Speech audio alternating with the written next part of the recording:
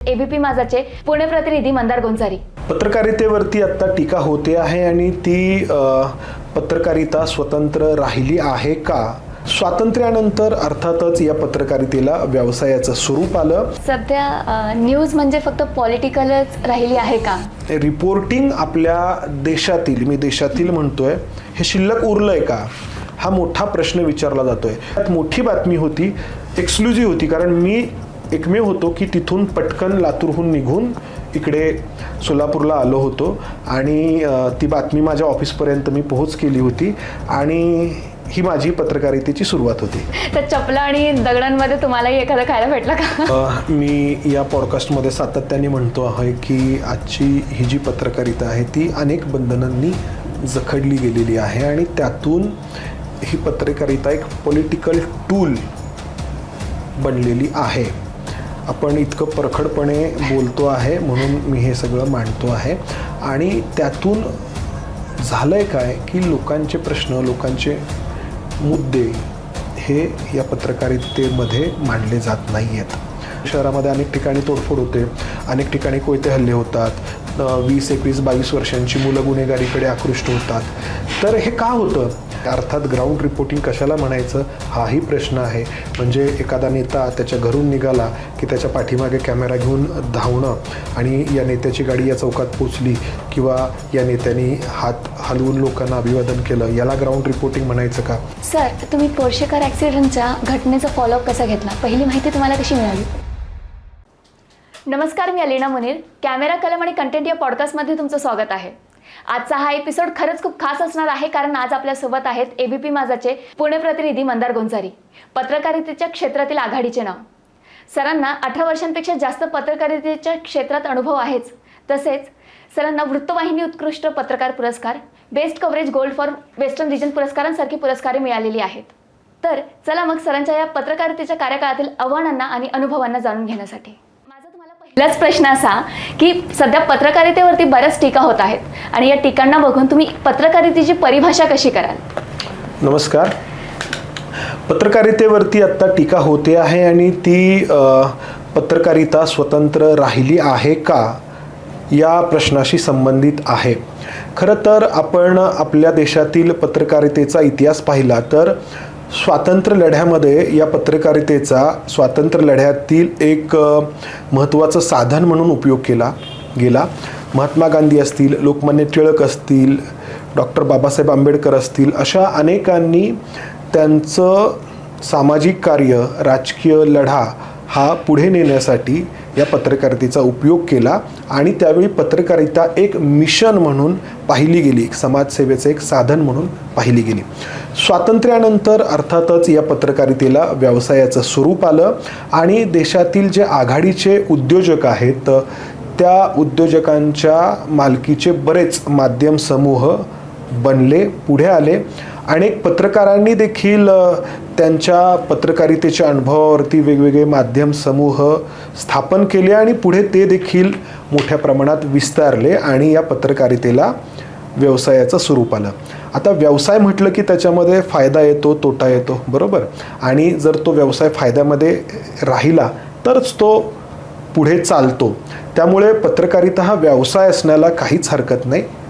प्रश्न एवढाच आहे की व्यवसाय हा सचोटीने करायचा असतो आणि आपला जो ग्राहक आहे, आपला जो प्रेक्षक आहे, आपला जो वाचक आहे त्याच्याशी प्रामाणिक राहायचं असतं. आणि आज पत्रकारितेवरती जी टीका होते आहे ती याच अंगाने आहे की आजची पत्रकारिता प्रेक्षकांशी, वाचकांशी ती प्रामाणिक आहे का? कारण आपण स्वातंत्र्यानंतर पाहिलं की जे माध्यम समूहांचे मालक आहेत तर ते उद्योजक असल्यामुळं सत्तेसोबत त्यांची जवळीक असणं हे साहजिक होतं आणि त्यामुळं त्यावेळी देखील प्रत्येक कालखंडामध्ये पत्रकारिता स्वतंत्र आहे का हा प्रश्न विचारला गेला. मात्र मालकांचे जरी सत्तेसोबत जवळकीचे, जिव्हाळ्याचे संबंध असले तरी त्या माध्यम समूहांमध्ये काम करणारे माझ्यासारखे जे पत्रकार आहेत ते मात्र पोटतिडकीने लोकांचे प्रश्न मांडत आले आणि पत्रकारिता करत आले, आत्ताही करतायत. मात्र फरक असा झाला आहे की एक व्यवसाय म्हणून पत्रकारिता करणं, सत्तेसोबत सगळ्यांची जवळीक असतं असं नाही, बऱ्यापैकी असते, हे वेगळं. मात्र फरक हा आहे की जवळीक असणं आणि आता त्या सत्तेच्या अंकित होणं, त्या सत्तेच्या पूर्णपणे कह्यात जाणं, हा तो फरक आत्ताच्या घडीला आहे. आणि त्यामुळं पत्रकारितेवरती टीका होते. अजूनही आपल्या देशातील सर्वसामान्य पत्रकार, मोठ्या संख्येने मी बोलतोय, पत्रकारिता जीव तोडून करतायत. मात्र आधी जे स्वातंत्र्य पत्रकारितेला होतं ते आज तेवढं उरलेलं आहे का, हा प्रश्न विचारला जातोय आणि तो विचारला जायला हवा. कारण मी जसं म्हटलं की पत्रकारिता बऱ्यापैकी सत्तेच्या सोबत राहून केली जाते, करावी लागते. मात्र करावी लागते म्हणजे मी मोठी म्हणतोय, प्रत्येकजण जाऊन सत्तेच्या सोबत जाऊन करतोच असं नाही. पूर्णपणे स्वतंत्र बाण्याने पत्रकारिता करणारा खूप मोठा इतिहास आपल्या देशातील पत्रकारितेला आहे. मात्र आपण हे समजलं की थोडंसं जुळवून घ्यायला लागतं. मात्र हे जुळवून घेणं हा एक मर्यादेपर्यंतचा भाग झाला. पण पूर्णपणे त्या सत्तेच्या अंकित होणं आणि सत्ता जे सांगेल तेच करणं, मग खरं खोटं न पाहता, हा तो आजचा फरक आहे. आजची पत्रकारिता आणि या आधी होत असलेली पत्रकारिता. आणि अर्थातच हा सगळा विषय त्यामुळे राजकीय बनतो. नक्कीच सर, कोणत्याही गोष्टीची आपल्याला थेरॉटिक डेफिनेशन कुठेही मिळून जाते. पण जे तुम्ही काम करता फील्डवर्क जर्नलिझम, खरंच फील्डवर्क जर्नलिझम म्हणजे काय? कारण बऱ्याच वेळेस आम्हाला बघून असं वाटतं की हातात माईक असणं आणि कॅमेरासमोर बोलणं म्हणजे काय फील्डवर्क जर्नलिझम नसतं. तर नेमकं फील्डवर्क जर्नलिझम म्हणजे काय? नाही, फील्डवर्क जर्नलिझम म्हणजे तुम्ही रिपोर्टर आहात तर तुम्ही बातमी मिळवणं, ती खातरजमा करणं त्या बातमीची आणि ती व्यवस्थितपणे प्रेक्षकांपर्यंत पोहोचवणं, हे अगदी मूलभूत पत्रकारितेचं तत्त्व आहे. आणि आज रिपोर्टिंग आपल्या देशातील, मी देशातील म्हणतोय, हे शिल्लक उरलं आहे का, हा मोठा प्रश्न विचारला जातोय. रिपोर्टिंग हे संपवण्यात आलं आहे, जाणीवपूर्वक संपवण्यात आलं आहे असं अनेक ज्येष्ठ पत्रकार म्हणतात. कारण फील्डवर्कमध्ये सत्य समोर येत असतं. कारण तो पत्रकार हा त्यावेळी प्रत्यक्ष त्या ठिकाणी उपस्थित असतो, त्या घटनांचा साक्षीदार असतो आणि फर्स्ट हँड इन्फॉर्मेशन ज्याला म्हणतो ती त्याच्याकडे असते. आणि मग हे सत्य समोर येणं जर कोणाला अडचणीचं ठरत असेल तर मग त्यासाठी या फील्डवर्क रिपोर्टिंग आहे, फील्डवर्क जर्नलिझम आहे, त्यालाच बाजूला करणं हे सुरू आहे गेले काही काळ. आणि त्यातून मग स्टुडिओ जर्नलिझम जो प्रकार आहे तो समोर आलेला आहे. म्हणजे जो काही अजेंडा ठरतो तो स्टुडिओमधून राबवला जातो. प्रत्यक्ष घटनास्थळी जो पत्रकार आहे, जो रिपोर्टर आहे, तो जे सांगतो आहे ते अनेकदा वेगळं असतं. मात्र त्याला पूर्णपणे विसंगत असं धोरण किंवा अशी बातमी ही स्टुडिओतून दिली जाते. आणि यातून रिपोर्टरचं आणि रिपोर्टिंगचं महत्त्व कमी होत गेलं. आपण जर पाहिलं तर काही वर्षांपूर्वी प्रत्येक चॅनलमध्ये जेवढे रिपोर्टर्स होते त्यांची संख्या कमी कमी होत गेली आणि रिपोर्टरची गरजच नाही अशी परिस्थिती निर्माण केली गेली. काही हिंदी वृत्तवाहिन्या जर आपण पाहिल्या तर त्या फक्त स्टुडिओमधूनच चालवल्या जातात. त्यांचा रिपोर्टर ग्राउंडवरती खूप कमी वेळा दिसतो. एक कुठला तरी विषय देशातला किंवा परदेशातला घेऊन त्याच्यावरती एडिटिंग करून, पॅकेजेस करून ते चालवणं, त्याच्यामधल्या सो कॉल्ड जे काही ज्येष्ठ किंवा अभ्यासक आहेत यांना डिबेटसाठी बोलवणं आणि त्यातूनच एक अजेंडा सेट करणं असं होतंय. आणि त्यातून मग रिपोर्टिंग मारलं जातंय. आणि रिपोर्टिंग जर मारलं गेलं तर अर्थातच बातमी देखील उरणार नाही. सर, आपण एकदा बोलत बसलेलो तर तेव्हा तुम्ही म्हटलं की तुम्हाला कॅमेरामॅन बनायचं होतं. तर तुमचा रिपोर्टिंगकडे येण्याचा प्रवास कसा होता? कॅमेरामॅन बनायचं होतं म्हणजे मला कॅमेरा आणि एडिटिंगबद्दल माझ्या ट्रेनिंगच्या दरम्यान आवड निर्माण झाली होती. म्हणजे झालं असं की मी पुण्यातल्या रानडे इन्स्टिट्यूटमधून पत्रकारितेचा कोर्स केला आणि त्यावेळेचं स्टार माझा, जे आत्ताचं ABP माझा आहे, तर ते चॅनेल सुरू होणार होतं आणि संपूर्ण महाराष्ट्रातून त्यासाठी नवीन तरुणींची मुलाखती घेण्यात आल्या, स्क्रीन टेस्ट आणि लेखी परीक्षा वगैरे. आणि त्यामध्ये जे काही उत्तीर्ण झाले त्यांना ट्रेनिंगला बोलावलं. तर त्यावेळी आजच्यासारखा कॅमेरा सहज हाताळायला मिळत नव्हता किंवा आजच्यासारखं एडिटिंग ही सहज करता येत नव्हतं. एडिटिंगच्या मशीन्स असतील किंवा कॅमेरा असतील, म्हणजे माझा जर्नलिझमचा कोर्स पूर्ण होईपर्यंत आम्हाला कॅमेरा हाताळायलाच मिळाला नव्हता. तर त्यावेळी जी साधनं आहेत तर ती खूप मर्यादित होती. आज आपण तुझं जर्नलिझम सुरू आहे, तुझे मित्र स्वतः कॅमेरा करत आहात, एडिटिंग करतात, तर त्यामुळं त्यावेळी त्या कॅमेऱ्याबद्दल खूप आकर्षण होतं, एडिटिंगबद्दल आकर्षण होतं. त्यामुळं जेव्हा आम्ही ट्रेनिंगला मुंबईला गेलो तेव्हा आम्हाला ट्रेनिंगमध्ये रिपोर्टिंग बरोबरच कॅमेरा देखील शिकवण्यात आला, एडिटिंग देखील शिकवण्यात आलं आणि त्यातून मी कॅमेरा आणि एडिटिंगमुळे इतकं प्रभावित झालो की एका क्षणी मला असं वाटलं की अरे पण एडिटरच व्हावं, व्हिडिओ एडिटर व्हावं किंवा आपण कॅमेरामनच व्हावं, कारण त्या कॅमेऱ्यातून एक वेगळंच जग तुम्ही पाहू शकता आणि लोकांनाही दाखवू शकता असं मला त्यावेळी वाटलं. पण ते तेवढ्यापुरतं. त्यानंतर आपल्याला याच कॅमेऱ्याचा उपयोग करून रिपोर्टर म्हणून आणखी मोठ्या प्रमाणामध्ये लोकांना माझ्या दृष्टीने जग दाखवता येईल, लोकांचे प्रश्न मांडता येतील असं वाटलं आणि मग मी रिपोर्टर झालो. सर, एका पत्रकाराला त्यांच्या पहिल्या रिपोर्टिंगचा अनुभव हा वेगळाच असतो, तर तुमचा हा अनुभव कसा होता आणि सुरुवातीच्या काळात तुम्ही असं काय काय नवीन शिकायला मिळालं तुम्हाला? माझा पहिला अनुभव, माझी पहिली आयुष्यातली बातमी, तर माझं ट्रेनिंग मुंबईला पार पडलं सगळ्यांचं आमचं, ABP माझा, त्यावेळेचा स्टार माझा, आणि मला त्यावेळी लातूरला पाठवण्यात आलं रिपोर्टिंगसाठी. आता मी मूळचा सातारा जिल्ह्यातला. आम्हा सगळ्यांना त्या ठिकाणी ट्रेनिंग दिल्यानंतर जो ज्या गावचा आहे त्याला त्या गावामध्ये पाठवण्यात आलं रिपोर्टिंगला. म्हणजे जो पुण्यातला रिपोर्टर होता त्याला पुण्याला पाठवण्यात आलं, जो नागपूरचा रिपोर्टर होता त्याला नागपूरला पाठवण्यात आलं, जो नाशिकचा होता त्याला नाशिकला, कोल्हापूरचा होता तो कोल्हापूरला. मात्र मी एकमेव होतो की ज्याला त्याच्या स्वतःच्या जिल्ह्यात न पाठवता लातूरला पाठवण्यात आलं. याचं कारण होतं त्यावेळी महाराष्ट्राचे मुख्यमंत्री होते विलासराव देशमुख, जे लातूरचे होते, आणि मुख्यमंत्र्यांच्या जिल्ह्यामध्ये तिथला स्थानिक जर पत्रकार नेमला तर तो मुख्यमंत्र्यांच्या एकूण प्रभावाखाली येऊ शकतो आणि त्याच्याकडून तेवढ्या तीव्रतेने बातम्या कदाचित येणार नाहीत असं ज्येष्ठांना वाटलं आणि त्यातून त्यांनी हा निर्णय घेतला की मुख्यमंत्र्यांच्या जिल्ह्यामध्ये बाहेरचा एक पत्रकार अगदी नवखा, ज्याला काहीच अनुभव नाही असा पाठवायचा, आणि त्यामुळं मला लातूरला पाठवण्याचा निर्णय झाला. मी याआधी लातूरच काय अख्ख्या मराठवाड्यामध्ये कधीच गेलो नव्हतो. मी सातारचा आणि शिक्षण पुण्यामध्ये, ट्रेनिंग मुंबईमध्ये.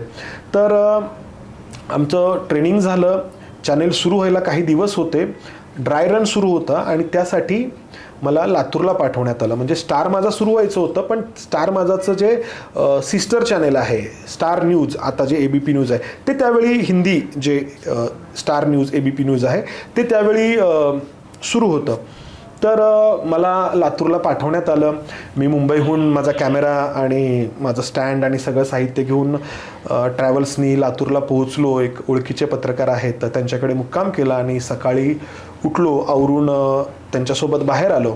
तेव्हा मला समजलं की 2च दिवसांनी विलासराव देशमुख यांचा वाढदिवस आहे आणि त्यानिमित्ताने लातूरमध्ये क्रिकेट स्पर्धांचं आयोजन करण्यात आलं आहे आणि त्या क्रिकेट स्पर्धांची अंतिम फेरी त्या दिवशी आहे आणि त्याच्या बक्षीस वितरणाला त्यावेळी प्रियंका चोप्राला बोलवण्यात आलं होतं. प्रियंका चोप्रा त्यावेळी मोठी स्टार होती, विलासरावांचे पुत्र आणि इतर सगळे होते. विलासराव स्वतः नव्हते, पण त्यांच्या वाढदिवसानिमित्त आयोजित केलेली ती क्रिकेट स्पर्धा होती. मी कॅमेरा घेऊन तिथं गेलो. अपेक्षा होती की प्रियंका चोप्राचा एक बाईट आणि ती स्पर्धा मी कव्हर करेन, पण त्या स्पर्धेमध्ये गर्दी इतकी उसळली की पोलिसांना ती आवरता आली नाही आणि प्रचंड दगडफेक आणि चप्पलफेक झाली आणि तो सगळा कार्यक्रम जो आहे तो अक्षरशः उधळला गेला. आणि हे सगळं माझ्या कॅमेऱ्यामध्ये मी टिपलं. माझ्या आयुष्यातील ती पहिली बातमी होती. म्हणजे मी त्या बातमीसाठी रिपोर्टर देखील होतो आणि कॅमेरामन देखील होतो. माझ्याकडे त्यावेळी कॅमेरामन नव्हता, मी स्वतः ते सगळं शूट करत होतो. प्रचंड चपलांचा वर्षाव, दगड येत आहेत आणि मी ते शूट केलं सगळं. आणि त्यावेळी इंटरनेट इतकं सहज उपलब्ध नव्हतं, ऑनलाईन हा तर प्रकारच नव्हता. ती बातमी जर त्या काळी रेकॉर्ड केलेली लातूरसारख्या ठिकाणावरून जर TV वरती दिसायची असेल तर काय करायचे तिथले पत्रकार, त्याची जी टेप असायची, कॅसेट असायची, ती कुरिअर करायचे आणि ती दुसऱ्या दिवशी त्याच्या मुंबईतल्या ऑफिसला पोहोचायची, मग ती टेप उघडली जायची, त्यातला जो फुटेज आहे ते एडिट व्हायचं आणि मग दुसऱ्या दिवशी ती बातमी टी व्हीवरती प्रेक्षकांना दाखवली जायची. पण इतका मोठा प्रकार घडला होता. मग मला माझे जे मुंबई ऑफिसमधले सिनियर्स होते त्यांनी सांगितलं की तू पटकन लातूरमधून एक गाडी हायर कर, भाड्याने घे आणि निघ आणि सोलापूरला ये. आणि त्यावेळी रिलायन्स वेब वर्ल्ड होती, तर तिथून ते जे काही फीड आहे, जे व्हिज्युअल्स आहेत ते पाठवले जायचे. मी तिथून सोलापूरला आलो गाडी घेऊन आणि मग ती बातमी पाठवली. स्टार माझा तर त्यावेळी सुरू नव्हतं, पण स्टार न्यूज होतं आणि स्टार न्यूजवरती ती त्या दिवशीची सगळ्यात मोठी बातमी होती, एक्सक्लुझिव्ह होती. कारण मी एकमेव होतो की तिथून पटकन लातूरहून निघून इकडे सोलापूरला आलो होतो आणि ती बातमी माझ्या ऑफिसपर्यंत मी पोहोच केली होती आणि ही माझी पत्रकारितेची सुरुवात होती.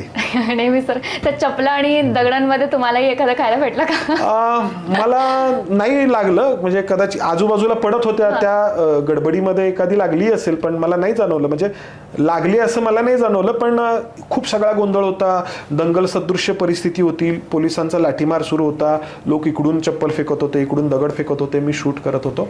पण त्यामध्ये लक्ष पूर्णपणे आपल्याला चांगले व्हिज्युअल्स मिळत आहेत याकडे होतं, मिळायला हवेत याकडे होतं. सर, यावेळेस अशी भीती पण असते का की आपल्या कॅमेऱ्यावरती एखादा दगड लागला तर कॅमेरा फुटायला नको असं काही? अर्थात, म्हणजे पहिली काळजी तर तुम्हाला ती घ्यावी लागते तुमच्या कॅमेऱ्याची आणि स्वतःची, की तुम्ही कुठे जखमी होणार नाही. दगड जर या बाजूने येत आहेत, इकडे येत आहेत, तर तुम्हाला इकडून ते शूट करावं लागतं, हे तर बेसिक आहे. आणि बऱ्याचदा ते करतात ही लोक, पण प्रत्येक वेळी तसं होतच असं नाही. त्यामुळे आपण बघतो की बऱ्याचदा जो प्रसाद आहे तो पत्रकारांना मिळतो, कॅमेरामॅनला मिळतो, असंही होतं. नक्कीच सर. सर, तुम्ही तुमच्या कारकिर्दीत बऱ्याच मोठमोठे बातम्या कव्हर केलेल्या तर आहेतच. जर आपण मेन्शन करायला गेलं तर नरेंद्र दाभोळकरांच्या हत्येपासून तर आता सध्या जी चर्चेत केस आहे, स्वारगेटची बलात्कार प्रकरण केस, ते आत्तापर्यंत सगळ्याच तुम्ही बातम्या कव्हर केलेल्या आहेत. तर या बातम्यांमध्ये तुम्हाला असं अविस्मरणीय कोणता अनुभव आहे का, ज्यामधनं तुम्हाला सर्वात जास्त आव्हानांना सामोरे जावं लागलं? नाही, पहिली गोष्ट तर मोठी बातमी कशाला म्हणायची हा प्रश्न आहे. म्हणजे जी सनसनाटी असते किंवा जी गुन्ह्याशी संबंधित असते, हत्या असते किंवा बलात्कार असते, तर ती तर मोठी बातमी लोक म्हणतातच. पण मोठी याचा अर्थ प्रत्येकाच्या दृष्टीने सापेक्ष पद्धतीने बघितलं जातं. मोठी याचा अर्थ त्या बातमीमुळे खरंच काही समाजामध्ये फरक पडला आहे का, काही परिणाम झाला आहे का, समाजात त्यामुळे काही नवीन चांगलं सुरू झालं आहे का. तर असे अनेक अनुभव आहेत आणि पत्रकाराला जो फील्डवरती काम करतो याला तर रोज नवीन अनुभव येत असतात. त्यामुळे अनुभव तर अनेक आहेत. आणि मी तेच म्हटलं की एखादी गुन्ह्याशी संबंधित घटना किंवा राजकीय घडामोड ही मोठी बातमी ठरतेच, पण माझ्या दृष्टीने त्या बातमीमुळे पुढे काही नवीन काही बदल झालेत का हे महत्त्वाचं आहे. अशा अनेक बातम्या आहेत, म्हणजे सांगायला गेलं तर आपल्या पॉडकास्टचा वेळ खूप जाईल त्यामध्ये. तसं म्हणजे मग सर, मला याला जोडून एक प्रश्न असा विचारायचा आहे की आता पत्रकारितेच्या नैतिकतेवरती बरेच प्रश्न उभा राहत आहेत. जसं की बघायला गेलं तर फेक न्यूज बऱ्याच प्रमाणात पसरत आहेत आणि ते मेन स्ट्रीम मीडियामधनं पण पसरण्याचे चान्सेस आहेत आणि ते होतात, पसरतात आणि लोकांचे त्यांना बिलीव्ह पण करतात आणि त्याच्या व्ह्यूज पण येतात. यूट्यूब चॅनल्सवरती पण बरेच प्रकरणे आपण बघू शकतात. तर यावरती तुम्हाला काय म्हणायचं आहे एक पत्रकार म्हणून? नाही, यामुळे पत्रकारितेची विश्वासार्हता संपूर्ण देशभरातील खूप खाली गेलेली आहे, खालावलेली आहे आणि त्यातूनच आजच्या पत्रकारितेबद्दल सामान्यांच्या मनामध्ये नकारात्मकता निर्माण झाली आहे. एकीकडे आज इंटरनेटच्या माध्यमातून उपलब्ध झालेले, लोकांच्या हातामध्ये आलेले जे काही प्लॅटफॉर्म्स आहेत, हे खरं तर वरदान आहे की एका कुणाच्या मालकीची आज पत्रकारिता राहिलेली नाही. ज्याला जे हवं ते मांडू शकतो. हे खरं तर खूप एक चांगलं आहे. मात्र त्याचा उपयोग खोट्या बातम्या पसरवण्यासाठी होतोय. अपेक्षा ही होती की अशा परिस्थितीमध्ये जी मुख्य प्रवाहातली माध्यमं आहेत, मेनस्ट्रीम मीडिया आहे, ती खऱ्या खोट्याचा सोक्षमोक्ष लावतील आणि ज्या फेक न्यूज पसरवल्या जात आहेत त्याच्या विरोधामध्ये खरी बातमी लोकांपर्यंत देतील.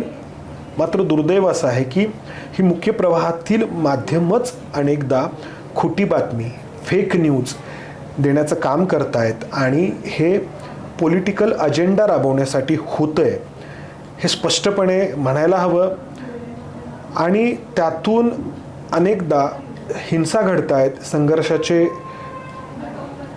प्रसंग उभे राहत आहेत आणि फेक न्यूज देण्याच्या प्रकार वेगवेगळे आहेत. कधी पूर्णपणे खोटं सांगितलं जातं आहे, कधी अर्धवट माहिती दिली जाते आहे आणि अनेकदा म्हटलं जातं की अर्धसत्य हे अधिक घातक असतं, अर्धवट माहिती.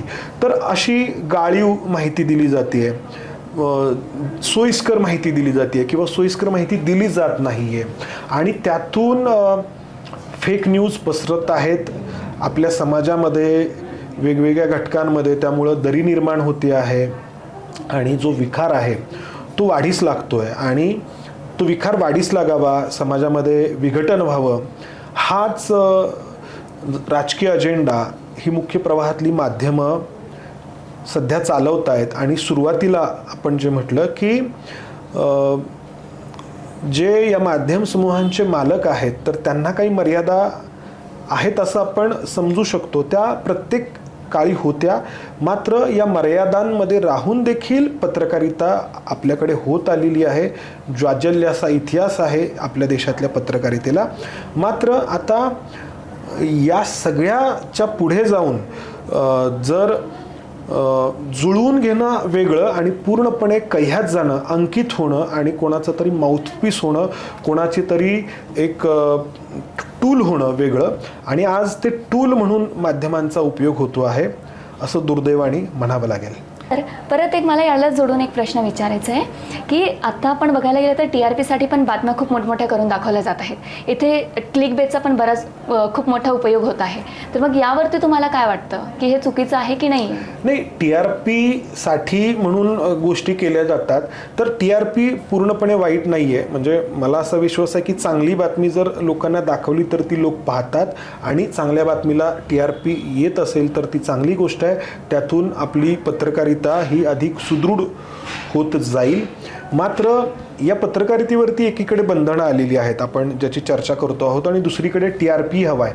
तर मग त्यातून मग सनसनाटीपणा अधिक शोधला जातो आहे किंवा अर्धसत्य सांगितलं जातं आहे, असं प्रकार घडत आहेत. हे ह्या गोष्टी एकमेकांशी इंटरलिंक आहेत, एकमेकांशी संबंधित आहेत.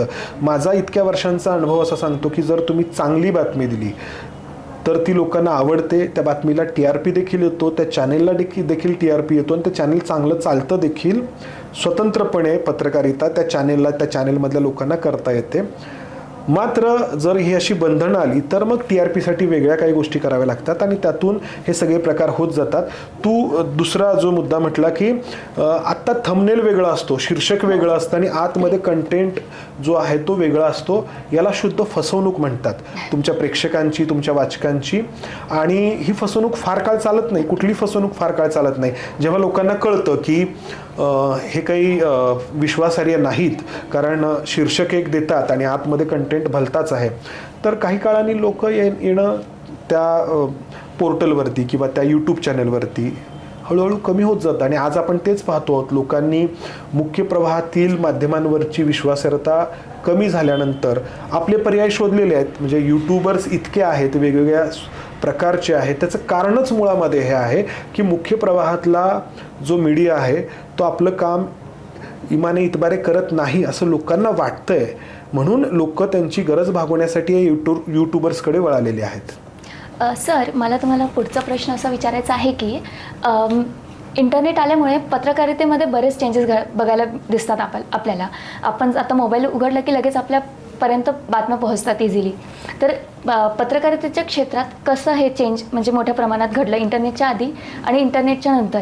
आणि अजून एक सर, आपण बऱ्याच वेळेस हायपोडर्मिक निडल थेरीसारखी कन्सेप्ट पण आली आहे. कारण लोकांना लगेच म्हणजे इंटरनेटमुळे ते आता कुठे ना कुठेतरी लोकांना तितकी ट्रान्सपरन्सी राहिली आहे. तर मग याबद्दल तुम्हाला काय म्हणायचं? नाही, बदल दोन प्रकारचे ढोबळमानाने मी मानतो. एक तंत्रज्ञानामध्ये होणारे बदल आहेत. इंटरनेट आलेलं आहे, प्रत्येकाच्या मोबाईलमध्ये कॅमेरा आलेला आहे, प्रत्येकजण लाईव्ह करू शकतो. हे तंत्रज्ञानाच्या माध्यमातून झालेले बदल आहेत आणि दुसरे या पत्रकारितेवरती जी बंधनं आणण्याचा प्रयत्न झाला आहे, जे धोरण बदललेलं आहे किंवा पत्रकारितेबद्दलची राजकारण्यांची भूमिका बदललेली आहे, हा एक दुसरा बदल आहे. ढोबळमानाने हे बदल आहेत. तंत्रज्ञानातील बदल तर इतके आहेत की दररोज नवनवीन बदल होत आहेत आणि या पत्रकारितेच्या क्षेत्रात टिकून राहायचं असेल तर हे सगळे बदल आत्मसात प्रत्येकाला जे आहेत ते करावे लागत आहेत. तर मी जसं म्हटलं की कुठलंही तंत्रज्ञान शाप की वरदान, एक साधा निबंधाचा विषय असतो, तर तसंच आहे की तुम्ही त्याचा उपयोग कसा करता हे महत्त्वाचं आहे. जर त्या तंत्रज्ञानाचा चांगला उपयोग झाला तर ते आपल्या सगळ्यांसाठी खूपच चांगलं ठरतं. मात्र चुकीचा उपयोग झाला तर ते शाप ठरतं, अनेक हिंसक घटनांना ते कारणीभूत ठरतं.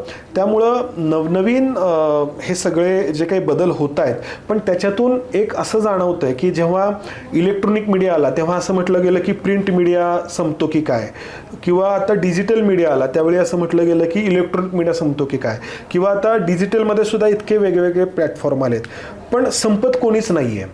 तर बातमीचं स्वरूप बदलतं आहे, लोकांना चांगला कंटेंट हवा आहे आणि प्रामाणिक पत्रकारिता हवी आहे. त्याचं स्वरूप बदलतं आहे, म्हणजे जे टी व्हीवरती लोक पाहायचे ते आज यूट्यूबवरती पाहत आहेत. त्यामुळं चांगल्या कंटेंटला मरण नाही, चांगल्या पत्रकारितेला मरण नाही. अर्थात ही चांगली पत्रकारिता तुम्ही नवीन तंत्रज्ञान आत्मसात करून बदललेली परिस्थिती स्वीकारून जर केली तरच तुम्ही टिकू शकता. नक्कीच सर. सर, ट्रेडिशनल मीडिया अर्थातच पारंपरिक मीडिया आणि डिजिटल मीडिया यामध्ये तुम्हाला कोणते प्रमुख फरक जाणवते? आता ट्रॅडिशनल मीडिया कोणाला म्हणायचं, म्हणजे आता आपल्या देशामध्ये जे काही न्यूजपेपर आहेत तर ते ट्रॅडिशनल मीडिया म्हणून होता. आपल्या देशातला इलेक्ट्रॉनिक मीडिया देखील बऱ्यापैकी जुना झाला आहे असं म्हणा, किंवा गेली काही वर्ष जवळपास 2 दशकं तो काम करतो आहे म्हणा. आणि त्यानंतर आता जो डिजिटल मीडिया आलेला आहे, डिजिटलमध्ये सुद्धा किती वेगवेगळे प्रकार आहेत ते आपण जाणतो. त्याच्यामुळे हा प्रत्येक कालखंड हा ट्रान्झिशन पिरियड ज्याला आपण म्हणतो ना तसा आहे. एक संक्रमणाचा कालखंड आहे. नवनवीन जे माध्यमं आहेत ती येत आहेत आणि याच्यातून मला एक महत्त्वाचा जी बाब जाणवते आहे की जो नवीन तंत्रज्ञानाचा रेटा आहे, नवीन पत्रकारितेचा जो रेटा आहे, तो रेटा जे परंपरागत पद्धतीनं चाललेली पत्रकारिता आहे त्याला बदलायला भाग पाडतो आहे. म्हणजे आज प्रत्येक न्यूजपेपरच्या वेबसाईट्स आहेत, त्यांची वेब पोर्टल्स आहेत, अनेक न्यूज पेपर्स जे आहेत तर ते व्हिडिओ देखील तयार करतायत. न्यूज चॅनेलवरती देखील आपण पाहिलं की ते देखील त्या पद्धतीने काम करतायत. तर हा बदल होतो आहे मेनस्ट्रीम मीडियामध्ये. आणि मेनस्ट्रीम मीडिया अजूनही बऱ्यापैकी लोकांना विश्वासार्ह वाटतो, वृत्तपत्र वगैरे, आणि त्यामुळं त्या वृत्तपत्रांमध्ये जे काही छापून येतं तर ते एकदम बेदखल देखील करता येत नाही जे काही डिजिटल मीडिया आहे. अर्थातच डिजिटल मीडिया हे पत्रकारिता म्हणून त्याच्याकडे पाहिलं जात नाही, ते इन्फ्लुएन्सर आहेत.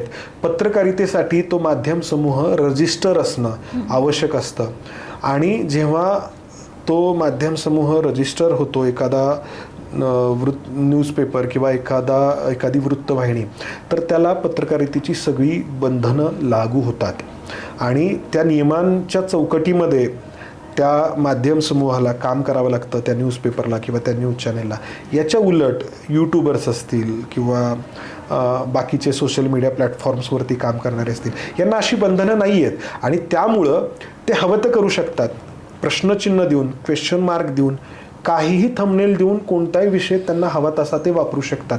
याच्यातूनच आपल्या देशामध्ये या सोशल मीडियाच्या किंवा या सगळ्या प्लॅटफॉर्म्सवरती काही नियंत्रण, कुणी त्याला नियंत्रण म्हणतंय, कुणी त्याला बंधनं म्हणतंय, कुणी त्याला नियमावली म्हणतंय, हे आणण्याचा विचार सुरू आहे.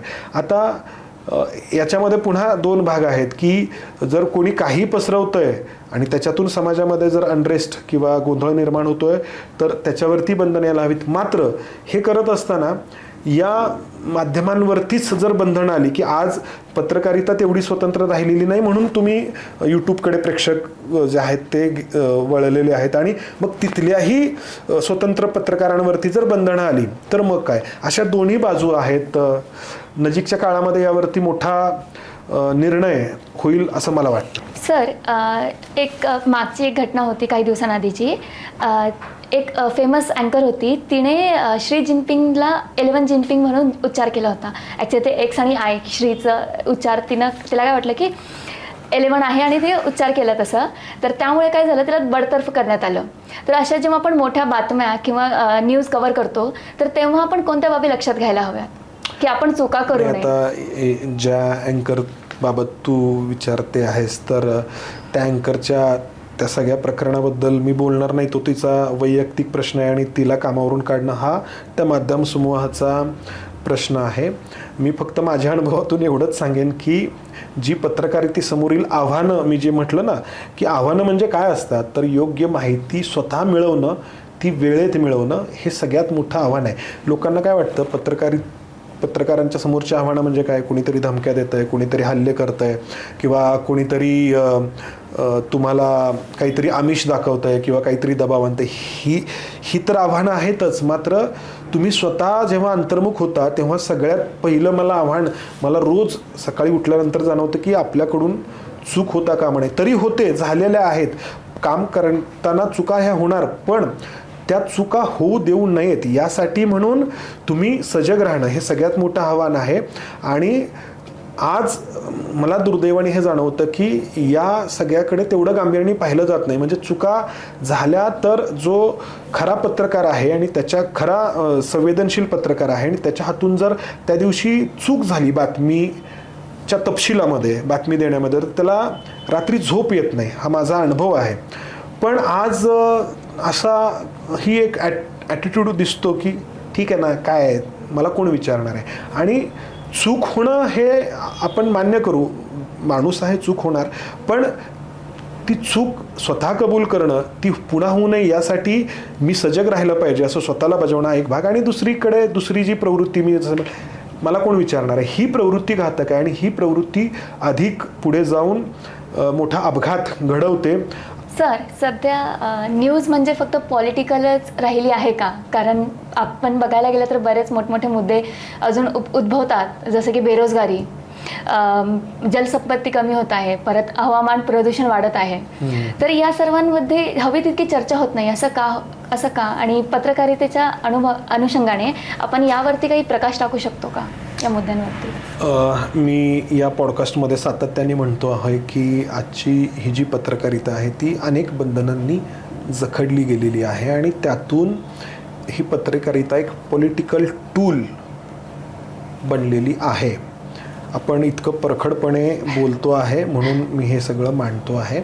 आणि त्यातून झालं आहे काय की लोकांचे प्रश्न, लोकांचे मुद्दे हे या पत्रकारितेमध्ये मांडले जात नाही आहेत.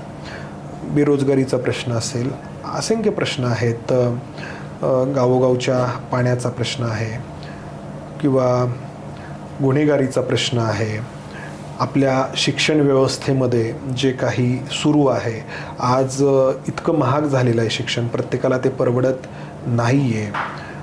अक्षरशः लूट होते आहे आपल्या आरोग्य व्यवस्थेमध्ये. म्हणजे जर कोणाला दुर्दैवाने हॉस्पिटलमध्ये जायची वेळ आली तर सरकारी हॉस्पिटलमध्ये तर कोणी घेऊन जात नाही नातेवाईकांना, खाजगी हॉस्पिटलमध्ये न्यावं लागतं आणि तिथे एखाद्या प्रसंगामध्ये आयुष्यभराची कमाई त्या उपचारांसाठी गमवावी लागते, अशी सगळी परिस्थिती आहे. तर हे इतके सगळे लोकांच्या जिव्हाळ्याचे प्रश्न आहेत, हे माध्यमांमधून मांडले जात नाही आहेत. आता कोणी असं म्हणेल की लोकांना या प्रश्नांशी काही देणं घेणं नाही आहे. असं नाही, माध्यम म्हणून तुमची काही भूमिका असते, ती मांडली जात नाही आहे. ती का मांडली जात नाही आहे हे पुन्हा एकमेकांशी ते संबंधित आहे की ते जर प्रश्न मांडले गेले तर मग कोणाचे हितसंबंध दुखावले जाऊ शकतात का, आणि मग ते मांडायचेच नाहीत. आणि दुसरीकडे हितसंबंध जपण्यासाठी फक्त एक राजकीय हत्यार म्हणून, एक राजकीय टूल म्हणून या माध्यमाचा उपयोग करायचा. आणि त्यामुळं आज आपण पाहतो आहोत की माध्यमं एक राजकीय अजेंडा राबवण्यासाठीचं एक हत्यार म्हणून किंवा एक माध्यम म्हणून ती वापरली जात आहेत. आणि त्यातून लोकांचे म्हणून जे काही प्रश्न आहेत ते पिछाडीवरती पडलेत. आता याच्यात या माध्यमांची चलाखी ही की ते प्रश्न मांडल्यासारखं दाखवतात, भासवतात, पण ते पूर्णत्वाला नेत नाहीत. फक्त ते तोंडी लावण्यापुरतं असतं. उदाहरणार्थ की पुन्हा म्हणजे घटना उदाहरणाच्या स्वरूपात सांगायच्या गेल्या तर खूप आहेत, पण आपण बघतो की एखादा गुन्हा घडतो, मग त्या गुन्ह्यामध्ये आरोपी आहे तर तो का पकडला गेला नाही हा प्रश्न उपस्थित होतो. पण मुळामध्ये ही अशी परिस्थिती निर्माणच का केली गेली? आपण पाहतो की समजा उदाहरणार्थ पुणे शहरामध्ये अनेक ठिकाणी तोडफोड होते, अनेक ठिकाणी कोयते हल्ले होतात, 20, 21, 22 वर्षांची मुलं गुन्हेगारीकडे आकृष्ट होतात. तर हे का होतं? तर याचं कारण आहे की राजकारण्यांकडून या गुन्हेगारांचं होणारं उदात्तीकरण, या राजकारण्यांना वेळोवेळी दिला जाणारा पाठिंबा, ऐन निवडणुकीमध्ये या गुन्हेगारांना जामीन मिळतो. आता हा जो गजानन मारणे आहे जो अटक झाला, याचा पूर्व इतिहास जर काढून पाहिला, कुठल्या नेत्यांसोबत याचे फोटो आहेत आपण सगळे जाणतो, आणि हेही जाणतो की याला अटक होते, कारवाई केल्याचं दाखवलं जातं, मात्र ऐन निवडणुकीच्या आधी, आता लोकसभा निवडणूक झाली, विधानसभा निवडणूक झाली, याला जामीन मिळतो आणि हा बाहेर येतो, कारण याचा फायदा त्या निवडणुकीमध्ये त्या राजकारण्यांना करून घ्यायचा असतो. दुसरीकडे होतं असं की या गजानन मारणेचे फोटो, रील्स, व्हिडिओ त्याची एक सोशल मीडिया टीम आहे, ती तयार करते, ती व्हायरल करते, आणि त्यातून 20-21 वर्षांच्या मुलांना असं वाटतं की हा खूप शक्तिशाली आहे आणि त्या इमेजमुळे ते प्रभावित होतात आणि गुन्हेगारीकडे ओढले जातात, आणि त्यांना त्याची तीच प्रतिमा जी आहे ती खरी वाटायला लागते. तर हे, आणि त्याच्यातून ही गुन्हेगारी वाढत जाते, गुन्हेगारीचं आकर्षण वाढत जातं, हत्यारांचं आकर्षण वाढत जातं, आणि आपण बघतो की पुण्यातल्या असा कुठलाही भाग नाही आहे की जिथे काही दिवसांमध्ये तोडफोड होत नाही किंवा असे गुन्ह्याचे प्रकार घडत नाहीत. तर हे याचं मूळ आहे. तर हे इथपर्यंत अशा स्वरूपात माध्यमांनी जायला हवं. ती माध्यमं जात नाहीत. फक्त गुन्हा घडला की हां इथे तोडफोड झाली हे दाखवलं जातं, ते दाखवायला हवं. पण त्याच्या पलीकडे जाऊन एका लार्जर कॉन्टेक्स्टमध्ये की आपल्या समाजामध्ये गुन्हेगारी का वाढते, गुन्हेगारीचं उदात्तीकरण होतं का, गुन्हेगारांना आधी कमी प्रतीचं, कमी दर्जाचा, वाईट मानलं जायचं, त्याच गुन्हेगारांना आज भाई, शक्तिशाली, बाहुबली, मोठा दादा, त्याचे फोटो, त्याचे गॉगल घातलेले व्हिडिओज वगैरे असं करून जर ते प्रेझेंट केलं जातंय तर समाजाच्या दृष्टीने हे घातक आहे. हे मीडियानी हे असं जे आहे ते मुळापर्यंत जाऊन सांगायला हवं. पण पुन्हा प्रश्न येतो तो म्हणजे मग तिथे परत राजकारण येतं. सर, मुळापर्यंत जायचा प्रश्न तुम्ही निर्माण केलेलाच आहे, तर मला तोच धरून मला असं प्रश्न विचारायचा आहे की सध्या माध्यमांमध्ये काय होतं की एखाद्या ब्रेकिंग न्यूजला म्हणजे असं हाईप केलं जातं एखाद्या न्यूजला, पण त्याचा निष्कर्ष आमच्यापर्यंत पोहोचवला जात नाही, त्या पर्टिक्युलर न्यूजचा फॉलोअप घेतला जात नाही, असं का होतं? याचंही उत्तर पुन्हा याच्यामध्येच दडलेलं आहे की माध्यमांना एखादं प्रकरण तडीस खरंच न्यायचं असतं का, असाही प्रश्न आहे. कारण ते जर तडीस नेलं तर कोणाचे हितसंबंध दुखावले जातील का, आणि त्याच्यातून ते प्रकरण फक्त रिपोर्ट करणं, फक्त दाखवणं की हे असं घडलंय, एवढं मीडिया करतं, तोंडी लावणं, म्हणजे की आम्ही ही बातमी दाखवली हे सांगायला माध्यमं, किंवा ही बातमी आम्ही छापली हे सांगायला ही माध्यमं मोकळी होतात की अरे आम्ही तर ती बातमी दिली. पण त्याही पलीकडे खूप सगळ्या गोष्टी आहेत. तर त्या गोष्टी या माध्यमांमधून सांगितल्या आज जातात का, हा प्रश्न आहे. आता मी स्वतः या माध्यमांमध्ये काम करतो, अर्थात मी या सगळ्यांचा एक भाग आहे, त्यामुळे मी फक्त टीका करतोय असं नाही, तर एक मोकळेपणाने आपण चर्चा करतोय आणि ही परिस्थिती मी विशद करतो आहे, परिस्थिती मी सांगतो आहे.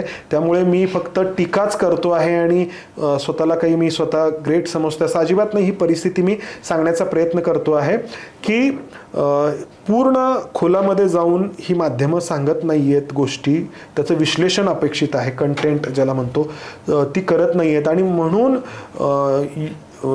जे काही स्वतंत्र प्लॅटफॉर्म्स आहेत, यूट्यूबर्स आहेत, तर ते वाढत आहेत. आता त्याच्यामध्ये सुद्धा असं झालं ना की त्याच्यामध्ये कप्पे पडलेले आहेत की या विचारधारेचे यूट्यूबर्स हे वेगळे, या विचारधारेचे यूट्यूबर्स वेगळे, आणि ते पाहणारे ते लोक वेगळे. त्याच्यातून ती कट्टरता आणखी वाढते आहे. म्हणजे या बाजूचा जो कोणी आहे विचारांवरती विश्वास असलेला, तो या बाजूचं पाहत नाहीये, या बाजूचं पाहत नाही, आणि त्याच्यातून आपल्या बाजूचा जो यूट्यूबर सांगेल ते अधिक खरं, तेवढंच खरं असं म्हटल्यामुळं विखार अधिक वाढतो आहे, कट्टरता अधिक वाढते, आणि जे मधला मार्ग चोखाळून निष्पक्षपणे काही मांडण्याचा प्रयत्न करतायत त्यांची त्याच्यातून अडचण होते. त्यांनी एखादी गोष्ट मांडली की मग ती यांच्या अडचणीची असेल तर ते जो मध्यममार्गी आहे त्याला या बाजूचं ठरवतात, ती यांच्या अडचणीची असेल तर त्याला या बाजूचं ठरवतात. हा आपल्या देशातील पत्रकारितेचा आजचा डायलेमा आहे. आजच्या आपल्या पत्रकारितेसमोरचा मोठा प्रश्न आहे. सर, ग्राउंड रिपोर्टिंग आणि स्टुडिओ न्यूज यामध्ये तुम्हाला काय वेगळे जाणवते?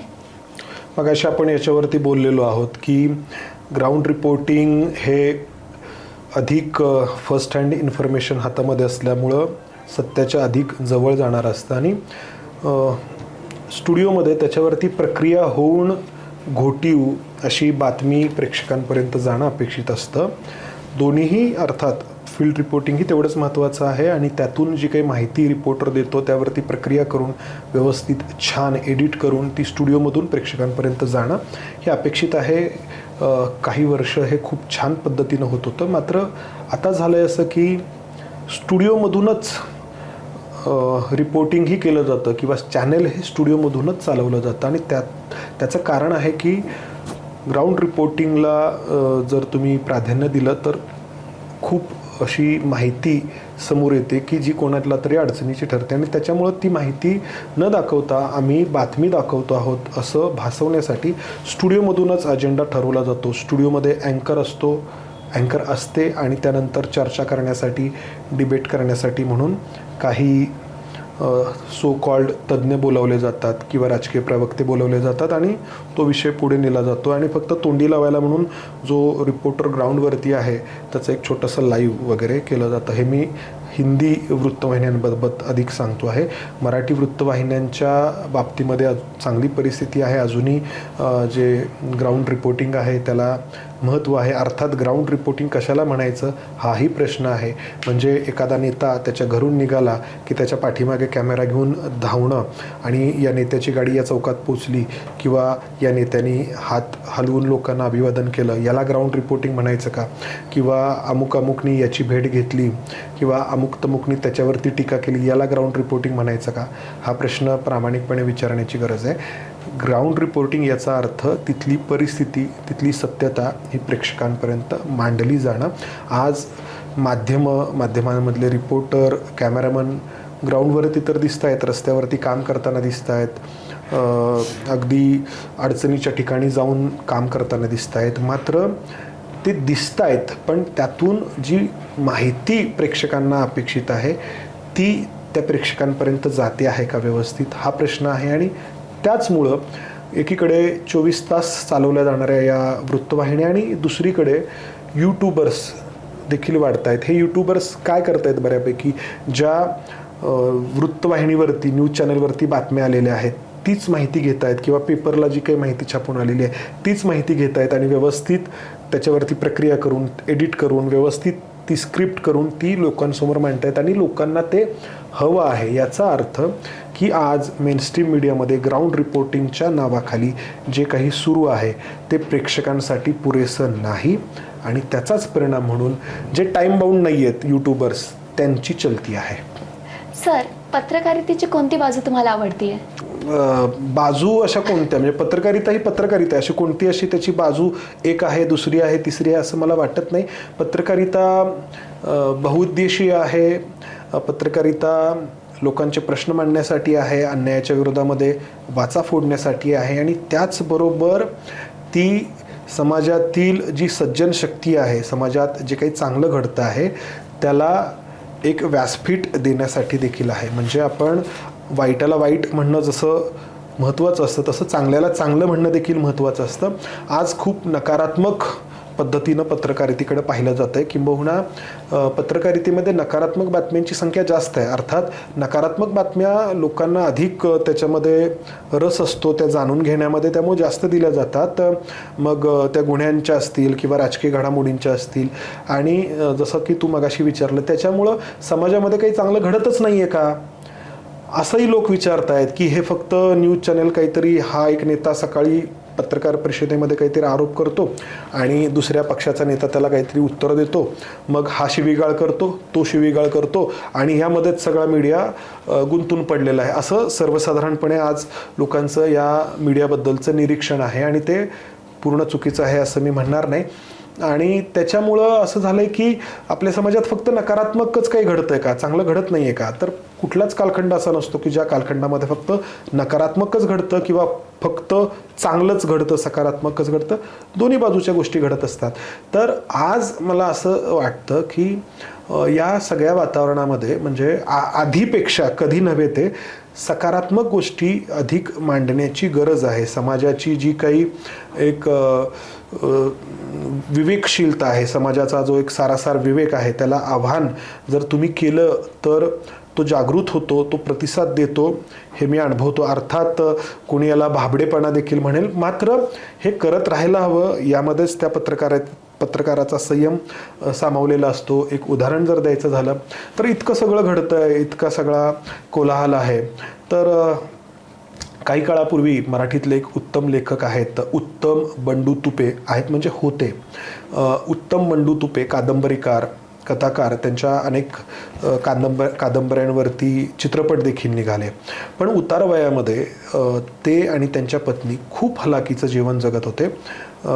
पुण्यातील येरवडा भागामध्ये ते आणि त्यांची पत्नी वास्तव्याला होती. त्यांचा एक मुलगा अपंग होता आणि काहीच त्यांच्याकडे नव्हतं. आणि इतक्या चांगल्या लेखकाची त्याच्या आयुष्याच्या या उत्तर काळामध्ये झालेली दुरावस्था, त्या लेखकाचे जे काही वाचक आहेत त्या वाचकांपैकी एकाला ते समजलं की अरे हे ते लेखक आहेत आणि ते खूपच हलाखीच्या परिस्थितीत आहेत. तर त्यांनी मला संपर्क केला. तर मी त्या ठिकाणी गेलो. खूपच असं छोटंसं अंधारं घर आणि त्यामध्ये ते म्हातारी, त्यांना विचारणारं कोणी नाही. तर मग मला ती जाणवली त्यांच्या पुस्तकांचे एकीकडे मोठे त्या ठिकाणी त्यांच्या पुस्तकांना मिळालेले पुरस्कार, ती पुस्तकं, आणि त्या सगळ्यामध्ये हे दोघं म्हातारी. मी त्याची बातमी केली की हे असे आहेत, हे असे अवस्थेमध्ये आत्ता आहेत. तर त्यांचे वाचक संपूर्ण महाराष्ट्रामध्ये पसरलेले. तर मग हे वाचक पुढे आले, अनेक संघटना पुढे आल्या आणि मग त्यातून एक मोठा निधी उभा राहिला आणि त्यातून या उत्तम बंडू तुपे यांना एक छान असं घर बांधून दिलं गेलं. 2 मजली घर बांधून दिलं गेलं आणि त्या घरामध्ये ते काही काळ राहिले आणि काही दिवसांमध्येच ते त्यांची जीवनयात्रा संपली. पण आयुष्याचा एक शेवटचे काही दिवस त्यांना स्वतःच्या घरामध्ये व्यवस्थित असं राहता आलं. तर ही मी एक पत्रकारितेची सकारात्मक बाजू म्हणतो. सर, तुम्ही पोर्शे कार ॲक्सिडेंटच्या घटनेचा फॉलोअप कसा घेतला? पहिली माहिती तुम्हाला कशी मिळाली? पोर्शे कारची घटना घडली 18 मेच्या मला वाटतंय मध्यरात्री आणि 19 मेला रविवार होता. रविवारी माझी सुट्टी असते आणि त्यामुळे मी सकाळी व्यायामासाठी माझ्या बाहेर पडलो होतो आणि पाषाण भागातून जात असताना मला पहिला फोन आला. जी 2 जण मृत झाली होती, एक मुलगा एक मुलगी, त्यांच्या मित्राचा होता. आणि त्यांनी माझा फोन एका पत्रकाराकडूनच घेतला होता. परदेशी म्हणून एक पत्रकार आहेत त्यांच्याकडून. आणि त्यांनी मला सांगितलं की तुम्ही मंदार गुंजारी का? म्हटलं हो. म्हटले असा अपघात झाला आहे आणि आमचे 2 मित्र, एक मैत्रीण एक मित्र जे आहेत ते अपघातात मारले गेलेत आणि आम्ही रात्रीपासून येरवडा पोलीस स्टेशनला आहोत, मात्र आमचं कुणी ऐकूनच घेत नाही आहे आणि हे प्रकरण दडपण्याचं सुरू आहे. मग मी म्हटलं त्या जे मृत झाले त्यांची नावं काय? त्यांनी मला नावं सांगितली. त्यानंतर म्हटलं की अपघात कोणी केला आहे? तर मग त्यांनी मला त्या ब्रह्मा बिल्डरचं नाव सांगितलं, त्याच्या मुलाचं नाव सांगितलं आणि काही राजकारण्यांची नावं सांगितली आणि सांगितलं की हे राजकारणी, हे फक्त एका कुठल्या पक्षाचे राजकारणी नव्हते. त्या जे 2 मारले गेले त्यांच्या मित्रांनी जवळपास सर्व पक्षीय राजकारण्यांना संपर्क तोपर्यंत साधलेला होता आणि त्यांच्याकडून मदतीची याचना केलेली होती. पण त्यांना असं लक्षात आलं की हे याच्यामध्ये राजकारण्यांना रसच नाही आहे, किंबहुना हे प्रकरण समोर येऊच नाही यासाठीच प्रयत्न होत आहेत. त्यावेळी त्यांनी माध्यमांचा मार्ग अवलंबायचं ठरवलं होतं. त्यातून तो फोन आला होता. मी त्यावेळी पाषाणकडून आपण चांदणी चौकाकडे जाताना नेकलेस गार्डन आहे तिथपर्यंत मी गेलो होतो. मला तिथे फोन आला. तिथून मी परत आलो, घरी धावत पळत आलो. मी आंघोळी केलेली नव्हती, माझा व्यायाम अर्धवट राहिला होता. मी तसेच कपडे बदलले आणि येरवडा पोलीस स्टेशनला आलो. तिथून झालं असं की ज्या मुलाने मला फोन केला होता त्या मुलाला मी तिथे पोचल्यानंतर भेटलो. पण त्यावेळी मात्र मी तिथे पोचेपर्यंत तो मुलगा दबावामध्ये गेला होता किंवा त्याच्यावरती कोणी दबाव टाकला होता आणि त्यावेळी मग ते कुणीही बोलायला तयार नव्हतं. म्हणजे त्या येरवडा पोलीस स्टेशनला शेकडो मुलं मुली होती, म्हणजे त्या जे 2 मारले गेले त्यांचे मित्र, पण तोपर्यंत इतका दबाव आला होता की मला एकानी देखील बाईट त्यावेळी दिला नाही. ऑफ कॅमेरा त्यांनी सांगितलं हे असं असं घडलंय. हा दबाव आला होता. दुसरीकडे म्हणजे फक्त 2-3 तासातच हा दबाव आला का? माहीत नाही, म्हणजे मला त्यांनी फोन केला सकाळीच्या वेळी, मी तिथे पोहोचलो आणि त्यानंतर तो फोन केला, पण कॅमेरासमोर कोणीच येऊन बोललं नाही त्याच्या मित्रमैत्रिणींपैकी. तुम्ही परत पण जर पाहिलं ना, जे बोलतायत ते कल्याणी नगरमध्ये राहणारी लोक बोलतायत ह्या सगळ्या प्रकरणाच्या बद्दल. त्याचे जे मित्रमैत्रिणी आहेत ते नाहीत बोलले यामध्ये. का तर त्यांच्यावरती आलेला दबाव, किंवा त्यांचे पालक जे आहेत त्यांनी बोलणं अपेक्षित होतं तेही त्यावेळी बोलले नाहीत. तर का नाहीत बोलले हा प्रश्न आहे. तर त्यांनी बोललं नाहीत ते. मग पोलीस स्टेशनमध्ये मी गेलो. तिथे त्यावेळचे जे काही पोलीस इन्स्पेक्टर होते किंवा सेकंड PI होते ते त्यावेळी त्या ठिकाणी नव्हते. दुसरेच एक पोलीस इन्स्पेक्टर तिथे तात्पुरते आले होते. त्यांच्यासोबत मी घटनास्थळी गेलो. तर तोपर्यंत ते सगळं घटनास्थळी अपघाताचं ते जे काही होतं, गाडीचे तुटलेले काही पार्ट्स असतील वगैरे तसंच पडलं होतं. रक्ताचे डाग होते. आणि त्यानंतर मग वरिष्ठ पोलीस अधिकारी त्या ठिकाणी आले, म्हणजे ॲडिशनल CP असतील, क्राईमचे DCP असतील, त्या विभागाचे DCP असतील, असे तपास अधिकारी आले आणि तपास सुरू झाला. पण पुढं काय काय घडलं होतं आपण नंतर पाहिलं की ते प्रकरण दडपण्याचा प्रयत्न त्याच्या आधी सुरू झाला होता. जे आरोपी आहेत त्यांना ससून रुग्णालयामध्ये नेऊन त्यांची ब्लड सॅम्पल बदलणं हे सुरू झालं होतं. आणि वरिष्ठ अधिकाऱ्यांना जेव्हा याची भनक लागली, जेव्हा त्यांच्या लक्षात आलं की असं होतं आहे, तेव्हा त्यांनी त्या मुलाचा DNA टेस्ट केली. तर सगळ्या गोष्टी पुढं एव्हाना समोर आल्या आणि आपण पाहिलं की किती एजन्सीज त्याच्यामध्ये एक्सपोज झाल्या. आणि त्यामध्ये सगळा हा जो काही फॉलोअप होता तर तो कित्येक दिवस चालला. एक शेवटचा प्रश्न सर, भविष्याच्या दृष्टीने पत्रकारितेतील तरुण पिढीला तुम्ही काय सल्ला द्याल? आता सल्ला देण्या एवढा मी मोठा नाही, त्याच्यामुळे मी सल्ला असं मी त्याला म्हणणार नाही. पण अनुभव मी सांगेन माझा, जर कोणाच्या तो उपयोगी येणार असेल तर, की इलेक्ट्रॉनिक मीडियामध्ये किंवा डिजिटल मीडियामध्ये जर तुम्हाला यायचं आहे तर काय यायचं आहे हा पहिला प्रश्न तुम्ही स्वतःला विचारा. जर इथलं ग्लॅमर बघून जर तुम्ही या ठिकाणी यायचं म्हणत असाल तर तुम्ही चूक करत आहात. या ठिकाणी फक्त ग्लॅमरच्या पाठीमागे लागून येणारे मुलं मुली फार काय टिकत नाहीत. तर तुम्हाला पत्रकार बनायचं आहे का हा स्वतःला प्रश्न विचारा. आणि त्याचं उत्तर जर हो आलं तुमच्या हृदयातून तर तुम्ही याकडे या. त्यातून मग तुम्हाला बाकीच्या गोष्टी आपोआप समजत जातील. हे जे काही तांत्रिक ज्ञान आहे तो नंतरचा भाग. मुळामध्ये तुम्हाला पत्रकार व्हायचं आहे का, आणि पत्रकार व्हायचं म्हणजे काय हा त्याच्यानंतरचा प्रश्न. पत्रकार होणं म्हणजे फक्त TV वरती दिसणं, कॅमेऱ्यावरती दिसणं, YouTube चॅनल चालवणं असं नाही. पत्रकार म्हणजे पत्रकारितेसाठी काय काय लागतं. तुम्हाला सगळ्या सामाजिक प्रश्नांबाबत, समाजात जे घडतंय त्याबद्दल जिव्हाळा असायला हवा. त्याच्यामध्ये तुम्हाला इंटरेस्ट असायला हवा. त्या सगळ्या गोष्टी तुम्हाला जाणून घेण्याची, समजून घेण्याची इच्छा असायला हवी.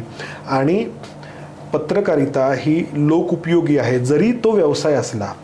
अर्थात व्यवसाय हा नफ्यासाठी केला जातो, मात्र हा व्यवसाय असा आहे पत्रकारितेचा की तो नफा जरी कमवायचा असेल तरी तो लोकोपयोगी ठरला तरच तो नफा कमावतो, किंवा त्या नफा कमावण्याला अर्थ आहे असं मी मानतो.